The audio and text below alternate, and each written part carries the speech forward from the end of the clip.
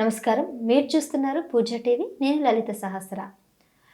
చక్రాలు మన శరీరంలో మూల చక్రధారాలు, ఇంకా రకరకాల సహస్రార చక్రధారాలు ఇవన్నీ ఉంటాయని అంటారు కదా. మరి వీటి గురించి మనం ఈరోజు విశ్లేషిద్దాం. దాంతో పాటుగా యోగాలో కూడా చక్రాలు అనేవి ఉంటాయంట.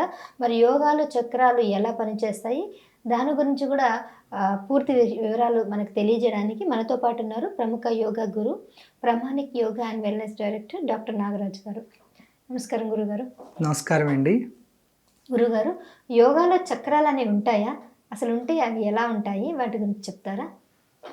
యోగాలో చక్రాలు ఉంటాయి, శరీరంలో చక్రాలు ఉంటాయి. పతంజలి మహర్షి దానిని ఎలా వివరించారంటే, మూలాధారం నుంచి స్వాదిష్టానం మూలాధార, స్వాదిష్టాన, మణిపూరక, అనాహత, విశుద్ధ, ఆగ్నేయ, సహస్రారం అని చక్రాలు మన శరీరంలో ఉంటాయండి.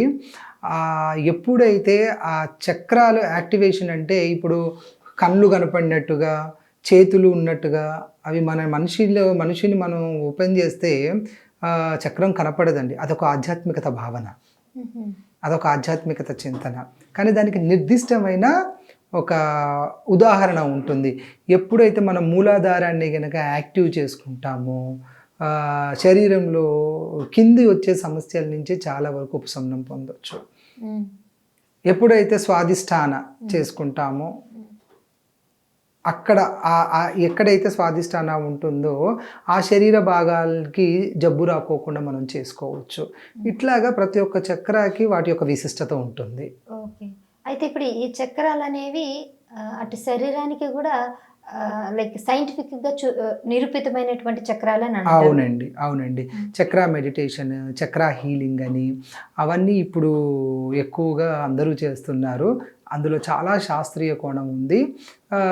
ఇందాక మనం డిస్కస్ చేసినట్టుగా చక్రాలకి కుండలినికి కూడా చాలా దగ్గర సంబంధం ఉంటుందండి. ప్రతి ఒక్క మానవ శరీరంలో 7 చక్రాలు ఉంటాయి. వాటి యొక్క విశిష్టత అదే. అది మీకు శాస్త్రీయంగా చెప్పాలి అంటే, ఇప్పుడు ఫర్ సపోజ్ ఆస్తమా ప్రాబ్లం ఉన్న వాళ్ళు ఉంటారు, బ్రాంకలైటిస్ ప్రాబ్లం ఉన్న వాళ్ళు ఉంటారు.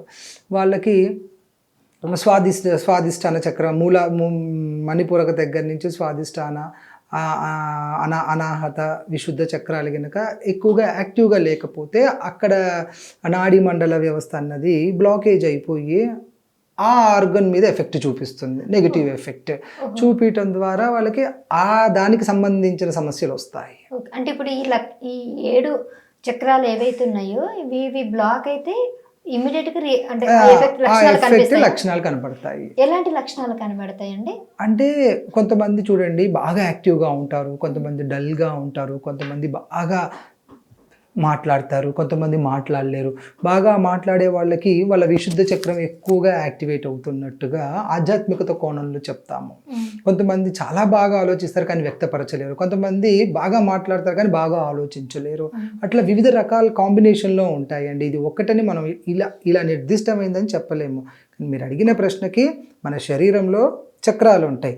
ఆ చక్రాల్లో బ్లాకేజెస్ కనుక వస్తే అది శరీరం పైన రుగ్మతుల రూపంలో ప్రభావం చూపిస్తుంది. అది కొంతమందికి విశుద్ధ చక్రం యాక్టివ్గా ఉంటే చాలా స్పష్టంగా మాట్లాడతారు, చాలా సరళంగా మాట్లాడతారు. వాళ్ళు మంత్రం చదివినా, వాళ్ళు మాట్లాడినా వినాలి అని అనిపిస్తుంది మనకి. వాళ్ళకి విశుద్ధ చక్రం యాక్టివ్గా ఉంటుంది. అట్లాగా కొందరికి గాన గొంతు చాలా అంతే అండి. అలా మనం ఉదాహరణ తీసుకోవచ్చు దాన్ని.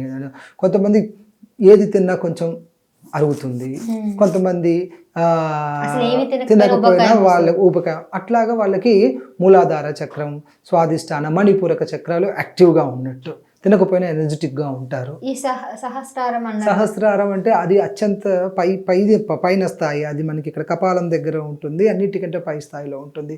ఎప్పుడైతే మానవుడు నిత్యము ధ్యానము, ప్రాణాయామ ఇలాంటివన్నీ చేసుకోవటం ద్వారా సహస్రార చక్రం మనము యాక్టివేట్ చేసుకుంటే శరీరంలో ఉన్న సమస్త రోగాలకు మనం సమాధానం చెప్పొచ్చు. ఓకే. అయితే ఇప్పుడు ఈ 7 చక్రాలు ఏవైతే ఉన్నాయో వీటిని ఏ రోజుకి ఆ రోజు యాక్టివేట్ చేయాల్సిన అవసరం ఉందంటారా, లేకపోతే ఒక్కసారి యాక్టివేట్ చేస్తే సరిపోతుందంటారా? మళ్ళీ ఇక్కడ చిన్న కన్ఫ్యూజను, అది మనకి యాక్టివేట్ అవుతున్నట్టు అని అంటే మనకి ఎనర్జీయే. మన ఎనర్జీ ఈరోజు ఎలా ఉంది దాని భూతంగానే మనము దాన్ని సాక్ష్యంగానే మనం తీసుకోవాలి తప్పించి ఈరోజు యాక్టివేట్ చేసాము రేపు యాక్టివేట్ చేయొద్దు, ఈరోజు యాక్టివేట్ చేసాం కదా ఇంకా అవసరం, అలా ఉండదండి. ఏ రోజు కర్మ ఆ రోజే, ఏ రోజు జీవితం ఆ రోజే, ఏ రోజు శరీరం ఆ రోజుదే.